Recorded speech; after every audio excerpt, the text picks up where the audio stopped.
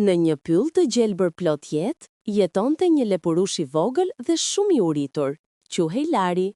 Çdo ditë, ai kërkonte karota në përpyll, por kohët e fundit ishte bërë vështirë t'i gjente. Një ditë, duke kërcyer mbi barin e lagur, Lari dëgjoi një zë të ngadalt. Kujdes ku shkel, o lepurush. Lari ndaloi. Përpara tij ishte një breshk me guask të shkëlqyer. Ajo mbante një shkop druri dhe mbi guaskën e saj kishte një emblem në formë karote. Kush je ti? Pyeti Lari.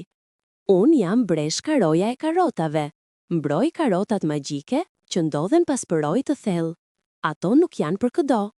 Sytë e lepurushit u bën si zemra. Ai kishte dëgjuar për ato karota. Thoshin se një karote vetme të mbushte barkun për 3 ditë dhe të jepte energji sa për të kërcyer në majat e pemëve. Të lutem, jam shumë i uritur, luti Lari. Breshka e pa me kujtesë. Pastaj i tha: Do ta fitosh një karot vetëm nëse kalon 3 sprova. Janë sprova të mençurisë, durimit dhe zemrës së mirë. Lari pranoi.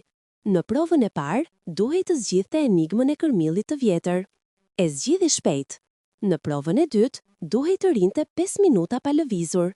E vështirë për një lepurush energjik. Por, duroi. Në të tretën, gjeti një zog të plagosur dhe, në vend që të shkonte direkt te karotat, ndihmoi zogun. Kur përfundoi, breshka u afrua dhe buzëqeshi ngadalë. Ti je më shumë se një lepur i uritur. Ti ke zemër të mirë. Ja ku ke karotën tënde magjike. Lari mori karotën, e kafshoi me kujdes dhe u ndiej i ngopur dhe i lumtur.